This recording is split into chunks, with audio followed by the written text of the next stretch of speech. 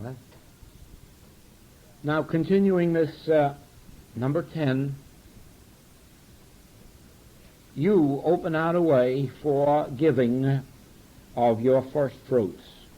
And you do that just as you have just been shown how to do it for the infinite way, so you must do it for your friends and your relatives, and ultimately you must do that for your enemies too. You must give of the first fruits. And you will find in this that through this, Christ will be born in you. Even if Christ has not yet made its appearance in you, Christ will be born in you through the activity of first fruits. There is no finer way than in the agreement that I am an instrument of the Christ, of God, through which all blessings can flow to this universe. You will find that that realization will bring the experience of Christ to you.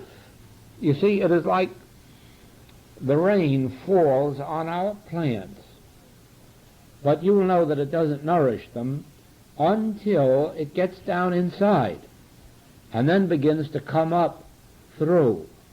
We put the fertilizer outside, but it really doesn't benefit until it gets inside and then comes up through.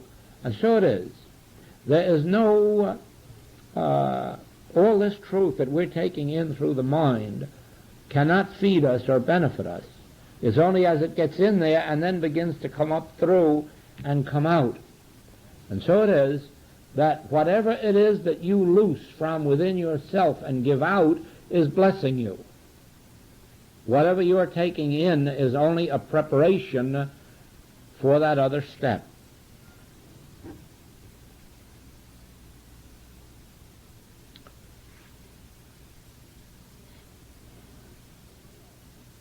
Number 11 has reference to number 1, spiritual consciousness as against material sense. When you see the invisible, the infinite invisible, as the law, cause, activity, and drop concern for form, whether as person, thing, or condition, then you are attaining spiritual consciousness and losing material sense. You see how every once in a while we have to come back to this in a different way, because this is the vital part of all living. It is the attaining of spiritual consciousness, and spiritual consciousness is that realization of the invisible as the important thing in your life, and its visible form as just the natural result of it. Number 12 carries that a step further. Never worship effect. That means never hate, fear, or love effect. And that, of course, is a paradox too, because we say, oh yes, we love the members of our family. We say, oh yes, I love my dog. Ah yes, certainly, we're going to keep on that kind of love. But we are never going to love to such an extent that we cannot see the forms disappear and the new ones take its place. There is where idolatry comes in, the worship of forms. The very moment that a form becomes a necessity in our experience, we are placing our dependence, our happiness, our joy on a form instead of the invisible, which is the cause of the form. That is best illustrated in those experiences that some mothers have had. I had such an experience with a mother in the first year of my work, who told me that she had a 21-year-old son who got pneumonia, and finally the doctor told her that it looked as if there were no hope, and that she mustn't expect anything, that the doctor actually expected the boy to pass that night. He said, this is the crisis. But he said, sometimes in a crisis it can go either way. But he says in this case it looks definitely as if it's going the wrong way, so don't be hopeful. And of course, mother-like, she began desperately to pray for the life of that boy. And then she realized that that was a sin. And she thought, why, Father, this was your son before he was mine. This was your life before it was my life. Who am I to tell God whither and what? God, you do your will with my son. I trust my son to you. He was yours before he was mine. Take him. And before morning, that boy was completely healed. He not only passed through the crisis, but he also had his complete healing. Do you see what I mean by form? By trying to grasp a certain form and hold on to it instead of releasing every form into God. We won't lose anything by it. The Master promises us that if we are willing to lose our lives, that we will gain life eternal. And that only means that if we will stop trying to grasp our lives as if we could hold on to them or demonstrate them or have them or lose them, and realize that all life is God's grace, then we will find our life eternal. We will not lose anything. No one can be righteous and bake bread. No one can ever give their lives or their family's life to God and then lose them. In the same way with body. We must not try to hold on to forms of body. Why? Well, we've already learned in previous work in this series that we are not body. Body is an instrument of our locomotion at this particular moment. The body is an instrument of activity for us. But we are not body. We are not fingers or hands or legs or hearts or brains. We are spiritual entity, and we have a body given to us of God, eternal in the heavens, and then instead of trying to hold on to this, we hold on to the truth of our own identity, and the body is maintained harmoniously. In the same way, money is an instrument for our use. To hate it, to love it, to fear it is nonsense. All human relationships are given to us for our use. It makes no difference whether they're relationships with parents, with husband, wife, children. They are all given to us for our activity in this phase of existence, and we are to understand them as such, love them as such, treat them as such. But remember that our life is hid with Christ in God, not with some outer form. 13. Prayer or treatment is a recognition of is, never an attempt to use, twist, change, or manipulate God. Oh, well, I think if we could learn number 13, we could leave all the rest of them out. Probably we should have started with 13 and then gone home. Because as quickly as we can come to a place in consciousness where we understand that prayer or treatment is never going to manipulate God or make God do something that it isn't already doing, we are already 9/10 home. 14.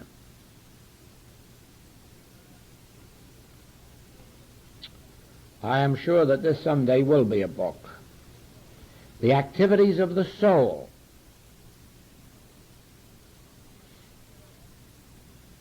Prayer,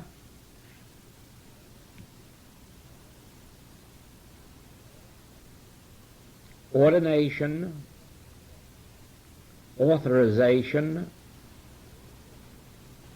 crucifixion, resurrection, and ascension. Well,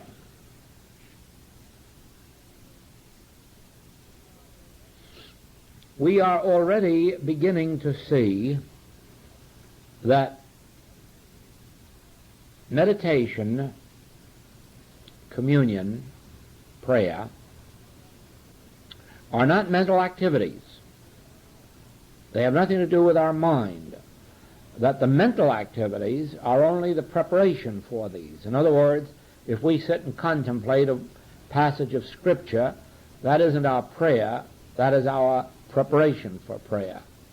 Or if we're in meditation and we contemplate God and the things of God, that is not meditation, that is preparation for meditation.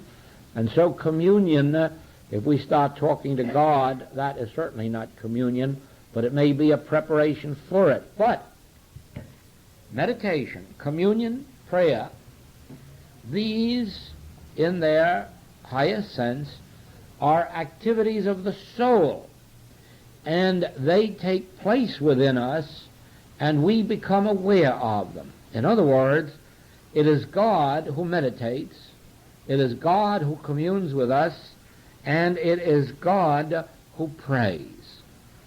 Scripture says we do not know how to pray. We let the Spirit, God, bear witness or make intercession with our spirit. We know not how to pray or what to pray for. We know not how to go out or how to come in.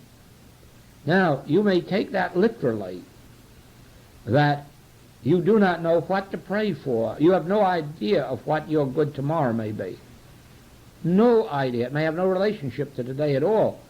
And that is one of the reasons, too, that we have discords, that we try to continue our life today like it was yesterday, forgetting that we're not playing with rattles, but somehow or other we seem willing to outgrow rattles. I don't think we really did. I think they were forcibly taken away from us sometime or other, and probably we were given dolls or toy trains.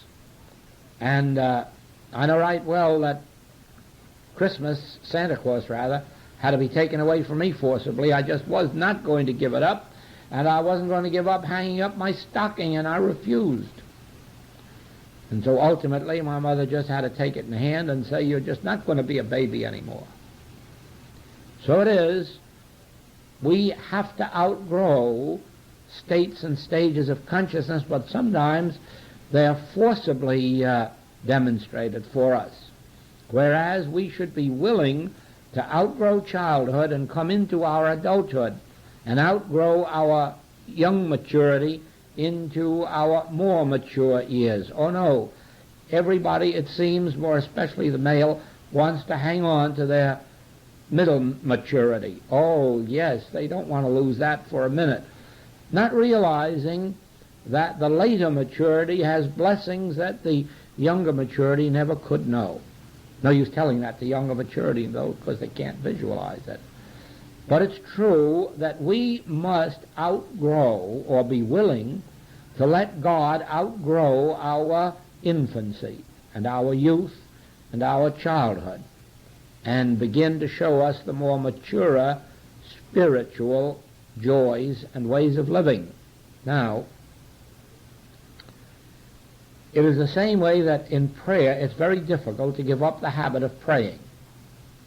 But eventually you have to give it up, or else the day will come when you'll be so desperate that you will say, Father, I don't know how to pray. You'll have to take over. You might as well do it before that day of desperation and learn how to let God pray in you. The way is very simple. It isn't easy, simple of attainment. It's difficult to attain, but the way itself is simple. It is just to agree that you have no desires. I don't know what I want, I don't know what I need, I don't know anything about today or tomorrow. I'm perfectly satisfied to sit here, Father, and wait for you to show your hand.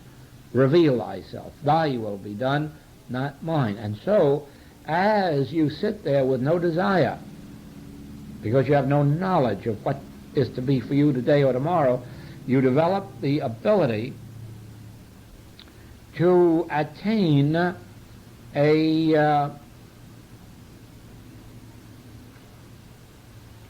state of receptivity in which then God prays, God meditates, God communes in you.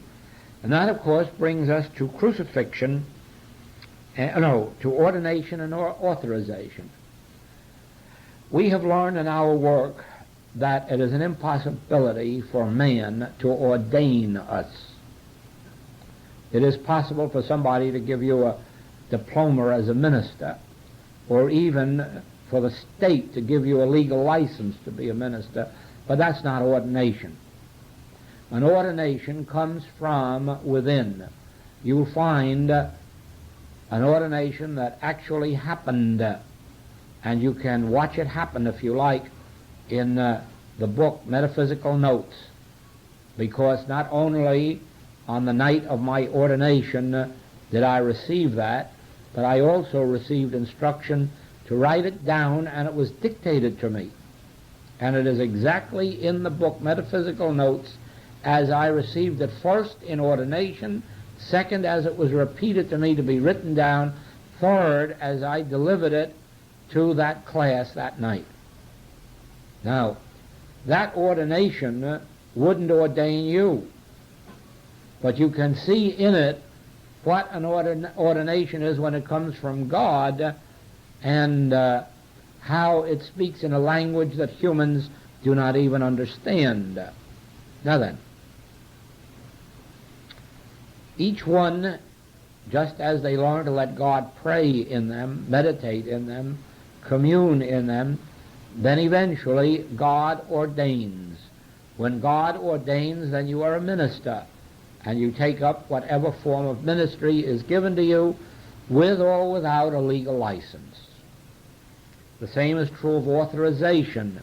You will see eventually that it would be a foolish thing for me to authorize anybody to heal or teach the infinite way, because I can't make them a healer or a teacher. Only God can do that. And for me to give them the title of healer or teacher would be fooling them and the public. And so I do not give anybody the title of healer or teacher or practitioner or teacher in the infinite way, but I do not ban or bar anyone from healing and teaching the moment they are authorized and ordained within. And I can assure you that some have started it before they were authorized and ordained, and they're not doing it anymore. Others will do it again who are not authorized or ordained from within, and I can assure you they'll stop too, for the simple reason that no one will ever come to anyone's doorstep unless God draws them.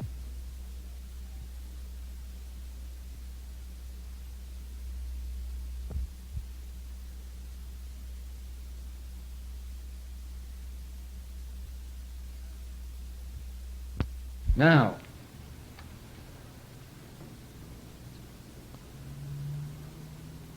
(15) I see as repetition. To him that hath.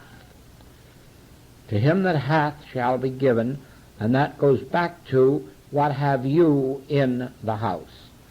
Always starting from the basis that you already have and letting it flow. But evidently it was to make use of that scriptural passage. To him that hath shall be given, from him that hath not will be taken even the little that he hath. And of course that is a law. The very moment you begin to realize that your oneness with God gives you the fullness of the Godhead bodily, makes you heir of God, joint heir with Christ in God, then it can begin to flow out from you. But the moment you declare, I have not, from that moment you begin to have less than you had before. 16 is another repetition. Prayer does not influence God. We have been over that. 17 is repetition. Demonstration of good as the result of realization. 18, a scriptural passage, judge not. Now this is really important to us. You have heard it said, judge not, by which has been meant, as a rule, that you are not to judge evil of anyone.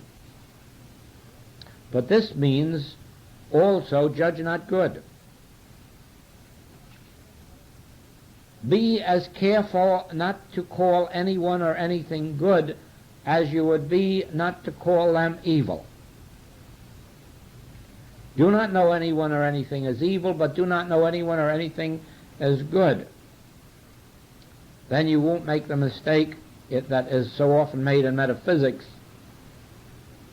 of seeing a sick cat or a sick dog and hearing someone say, oh, it's a spiritual idea. Or seeing some form of horrible sin or deformation, and the same way saying, oh, it's a spiritual idea. Don't do that. Don't do that. Do not ascribe qualities of evil or of good to anyone or to anything. Judge not means do not declare anyone good or anyone evil. Do not declare anything good or anything evil. And why not? Only God is. Only God is. Only God is good. Why callest thou me good? There is but one good, the Father in heaven. So don't call me good, don't call me evil. Don't call anything good, don't call anything evil. Judge not. Stop judgment. Only God is good. Know that truth. 19 brings us to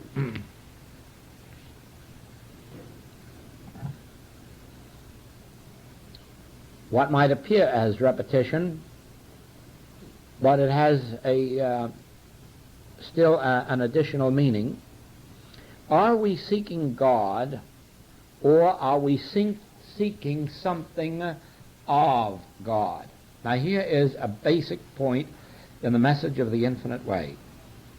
There is no such thing as God and so the very moment that you're looking for a home or companionship, the moment you're looking for supply or employment, the moment that you are looking for transportation or vacation, you are seeking amiss. You see, oh, this is so important.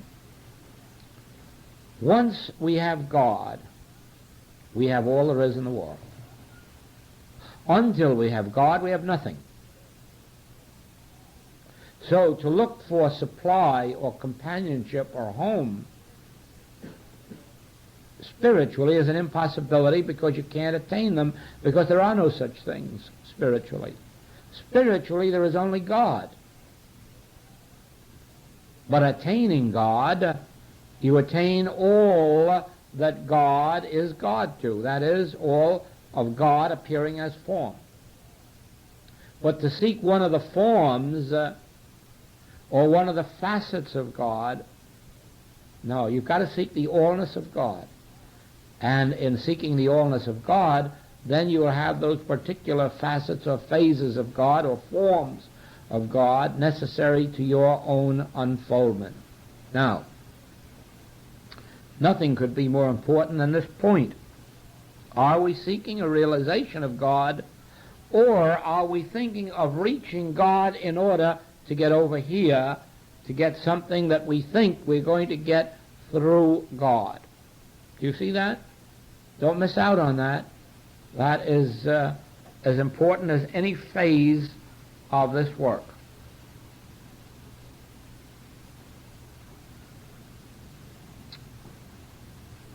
God is life. God is individual life.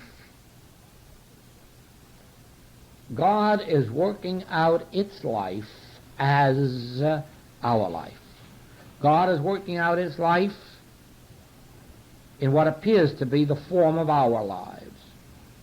God is working out its life as our individual consciousness. God is working out its plan in us and through us. We can relax. We can learn to be a beholder. And if you watch, you will really see that what you think of as your life isn't that at all. It's God's life unfolding individually. It's only your or my life when we take hold of it and try to manipulate it and do something with it and make something of it. Then we've given birth to it, and eventually we're going to give death to it. But as we become beholders of God fulfilling itself on earth, God appearing individually on earth, very much like the Roman Catholic concept of Jesus, which is entirely true, God incarnate on earth. God itself, very God itself, appearing on earth. The only thing the Roman Catholics didn't go far enough and say, that's the truth about you and me, when we attain the realization of it. God's life actually is the life of Jesus Christ on earth, and Jesus Christ knew it. God actually is living on this earth as you and as me, and we in some measure know it. The harmony that we are experiencing is the degree of our knowing that this is God's life, and the degree in which we lose concern for it. Take no thought for your life, what you shall eat or what you shall drink. And in proportion as you can have no concern for your life, but learn to be a beholder, you will actually find that this isn't your life at all and never was. This is the life of God incarnate on earth, individualized on earth. And all that the Roman Catholic Church says about Jesus Christ is true, except one thing, and that is that he was something separate from the rest of us. God is individual being. God appears on earth as individual you and me. And as we step aside, move over just an inch, you will begin to see God shining through. Otherwise, you've given birth to yourself, and in the end you'll give death to yourself. You'll create yourself, maintain yourself, sustain yourself, and in the end get rid of yourself. But in one way or another, we all must come to that place of realization that God is individual. I can tell you this, there is no other healing principle. If anyone in this world thinks that God has empowered one person to heal another, they're dishonoring God. God is no respecter of persons. It is only that one person has attained the realization of God as individual life that constitutes him a healer. But God didn't make him a healer. He was ordained a healer by his realization of the universality of God. Do you see that? That's the way it is. God is individual being. God is the life of individual being. God constitutes individual being. God is the supply of every individual being. God is the home and the health and the happiness. God is the health of his flesh.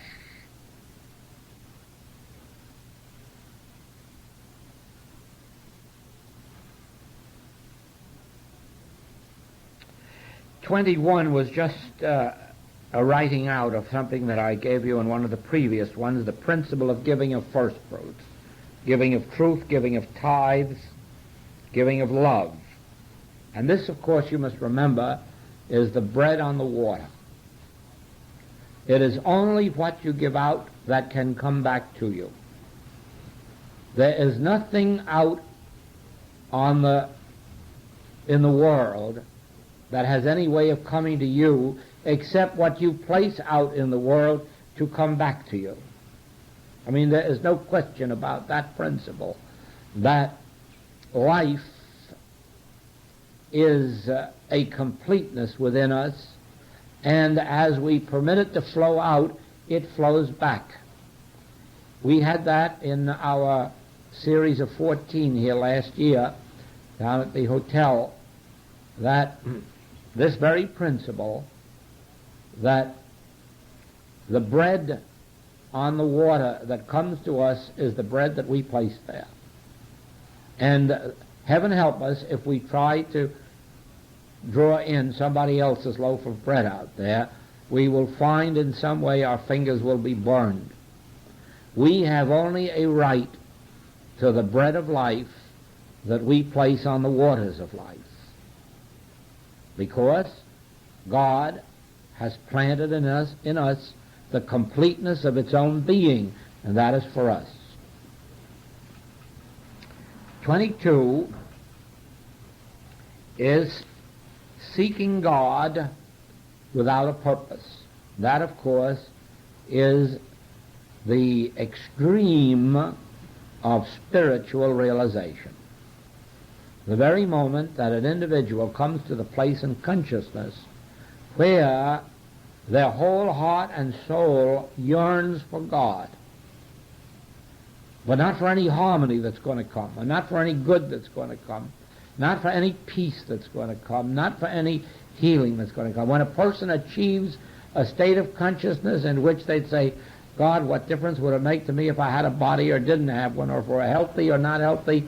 I'm not seeking anything but God. Let me live and move and have my being in God, of God, with God, and I can take all the rest that may be. When consciousness rises to that place of devotion, to where God is God to us only for God's sake, that is when we have attained the infinite way of life. Because in that way of life there is no limitation whatsoever. Of course, that brings us to this kind goeth not out but by prayer and fasting. Prayer must be without thought or desire. The prayer of silence must be practiced. I have given the correct letter of truth, but there must follow the prayer of silence. That is, a silencing from all desire, all hope, all expectancy. The complete prayer of God realization for God.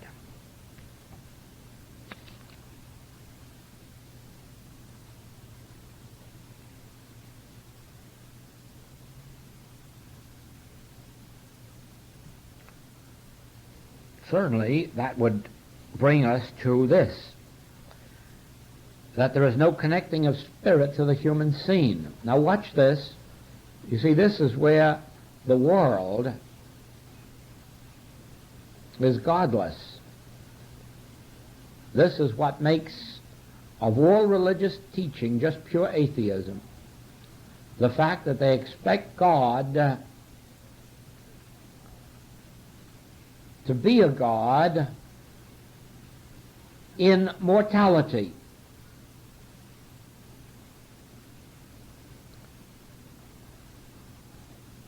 If you actually had a sick body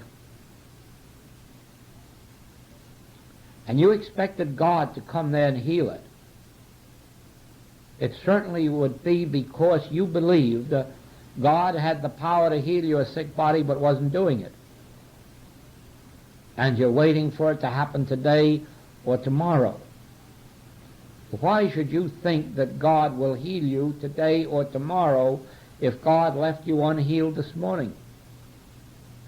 Or on the other hand, if you believed that there were boys at the front engaged in battle, and God was saving one of them while letting another one be killed or made insane or wounded, what kind of a God would that be? What kind of a God would you be having? Now, is there no hope for anyone on the battlefront to experience God? Certainly there is. The moment they reach in consciousness for God, they'll have God. That's the answer. Don't expect God to come to mortality. Give up mortality by opening your consciousness, and you'll be lifted out of mortality into God or spirituality. Don't try to have God fixing up your humanhood in one way while you yourself are trying to violate it in another way.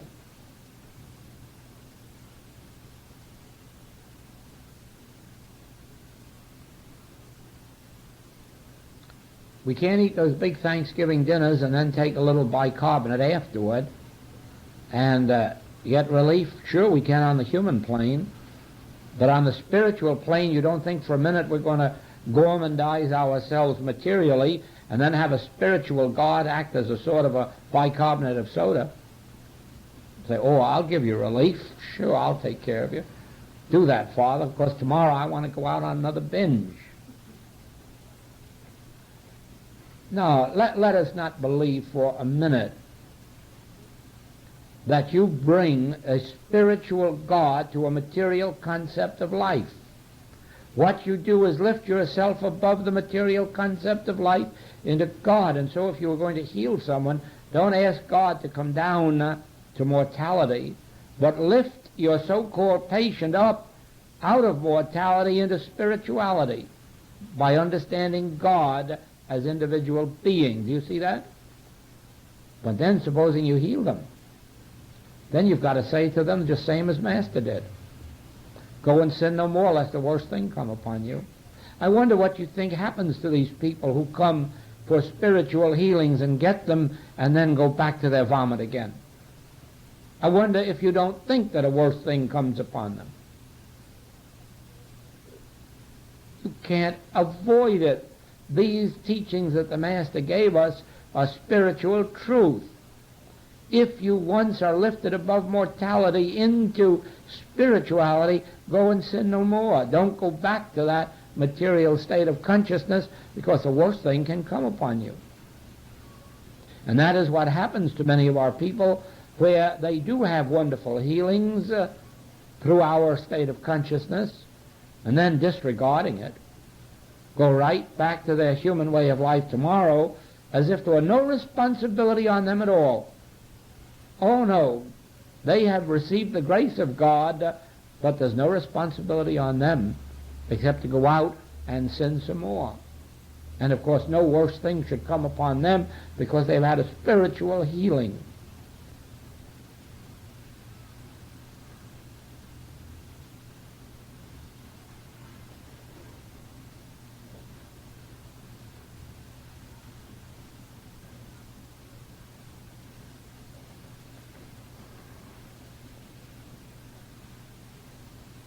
Now, can I?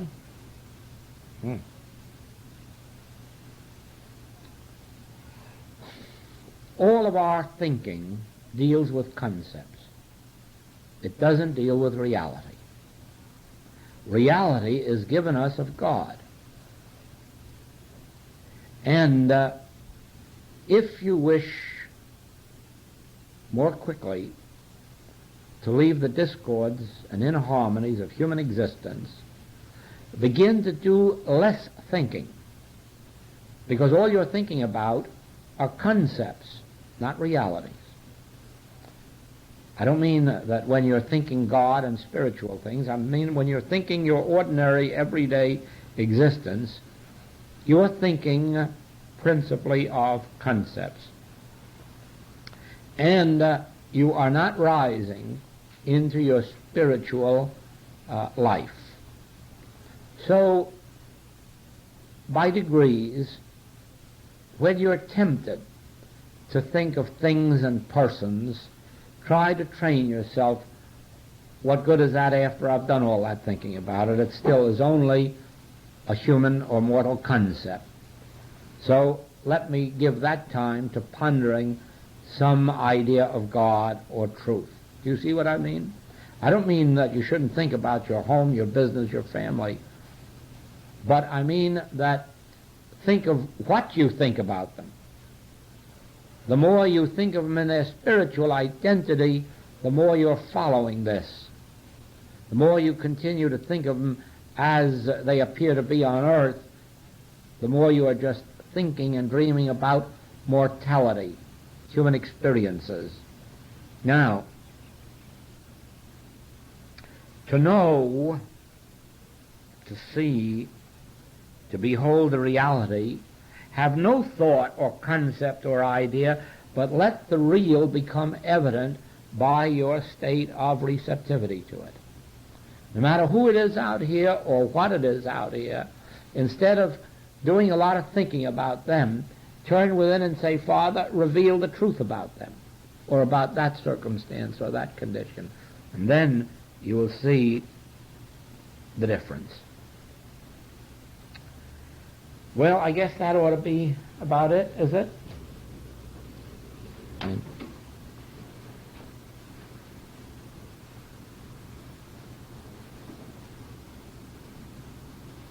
Now listen to this one.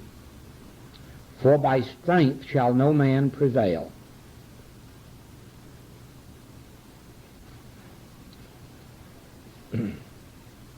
That's like our, not by might, nor by power, but by my Spirit. We are tempted at all times in the material scene to think that our human acts or physical acts accomplish things for us, and metaphysically we are led to believe that by our mental acts or mental thoughts that we are to accomplish something, but neither is true.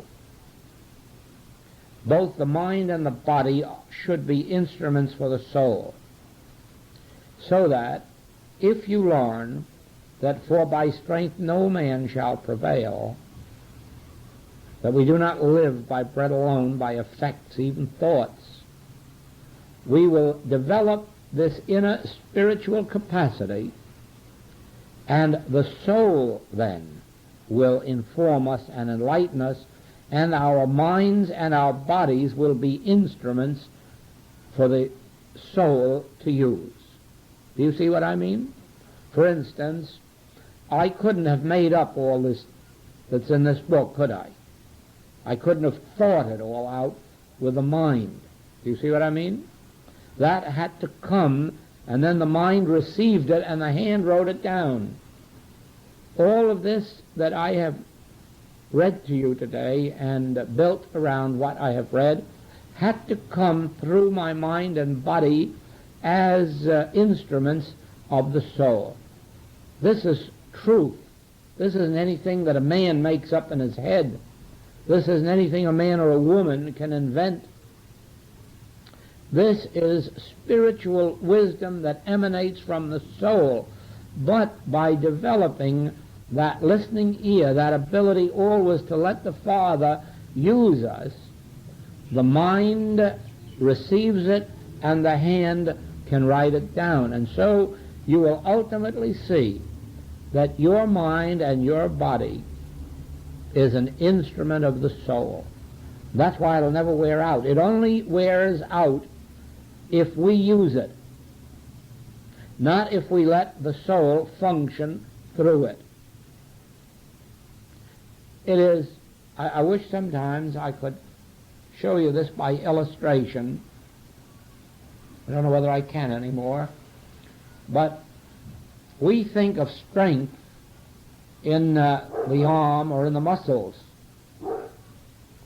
And when we want to use strength, we tighten up in that manner. And of course, by doing that, we can attain a certain amount of physical strength. Actually, I can attain 5 times, 10 times more physical strength in my arm by letting my hand dangle loose, because there is a way of connecting up this hand with the soul force. And the strength that will be in here will be the strength of 10 men. But it'll flow through. There'll be no tightening. There'll be no pressure. It'll just flow through. And I don't know that you could do it now. Yes, you can. You'll find that without any tensing of my muscles, that my muscles get harder than I could ever tense them.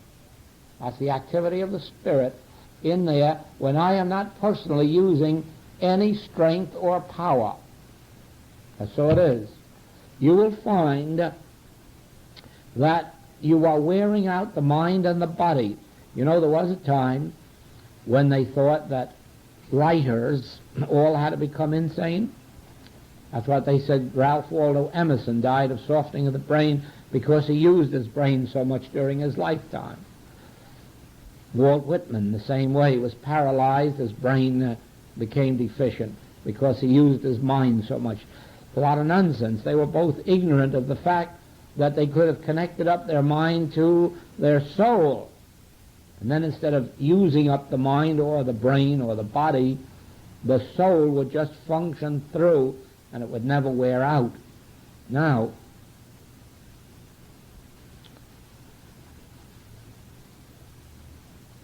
for by strength shall no man prevail. We do not live by bread alone, but by every word that proceedeth out of the mouth of God.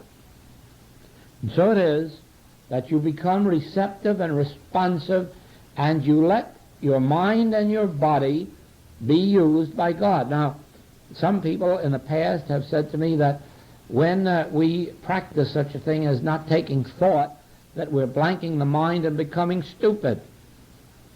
No. When you learn to live without taking thought, you will be more active in thought than you've ever been in your life. But it will not be a thought that you are creating or manufacturing. It will be a thought that flows through from the soul, like in prayer. In prayer, you don't have to think thoughts. In prayer, you don't have to make statements. Ultimately, in prayer, you'll sit silent and let the soul do its praying. And then you'll know that prayer is a faculty of the soul, an activity of the soul faculty. It has nothing to do with man. Soul prays. Now, spiritual healing is not the overcoming of physical, mental, or financial discords, but is the demonstration of the presence of the grace of God. Now, of course, that is a repetition, except that in presenting it in this way, it gives me the opportunity to hook it up to the healing work. Let me see. Every one of you has at some time or other been called upon to heal someone of something for help. And if you go back in memory, you probably can remember saying, oh, I can't take care of a cancer case or a consumption case. That's beyond my understanding. Or, oh, I don't know enough to take care of this kind of a case. Oh, it's just a simple headache? Oh, yes, I'll give you some help. Oh, just indigestion? I'll give you some help.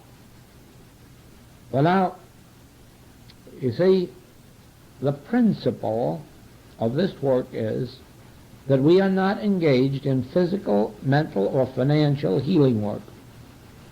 We have nothing to do with physical healing, mental healing, moral healing, or financial healing. Our work has to do with the realization of God.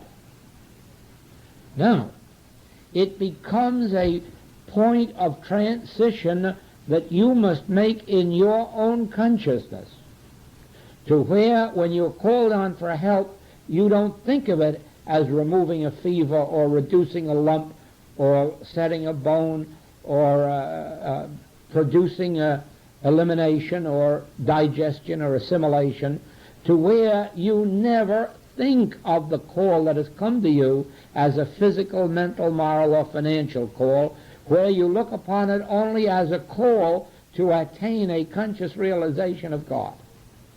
Do you see that? It should make no more difference to you whether a person writes that they're unemployed or calls up and says they have a cancer, or as to whether they merely said, I lost a quarter, will you do some work for me? You say yes because you don't care whether they find the quarter or not. Do you see that? Our metaphysical workers actually act as though they believed that they were healers of mind and body and purse,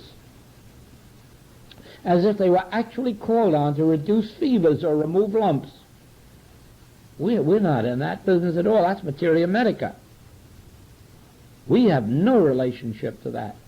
Our work is abiding in the consciousness of God and letting it dispel any kind of an illusion, very often even good ones. Do you see that? Now, that is a matter of training. Just like training to let God pray in you, so do you have to train yourself to see that it makes no difference what the nature of the claim is that's presented to you. You're not a doctor. You're not going to perform a physical miracle. You're not that at all. You are the Christ. You are the Son of God that realizes the spiritual nature of God and God's creation, as against all these other appearances.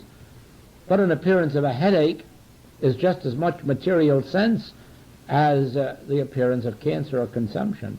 You have nothing to do with the appearances. You have to do with the realization of God and the spiritual nature of this universe. Oh, this is so important when you come down to the actual. The evil appearance is the decoy, tempting you to treat it, overcome it, remove it, or destroy it. Whereas thought must instantly be removed from the appearance and turned within until freedom is realized as an inner peace, an inner joy, or an inner release. Is that clear? Well, we'll just stay on that until tomorrow. Thank you.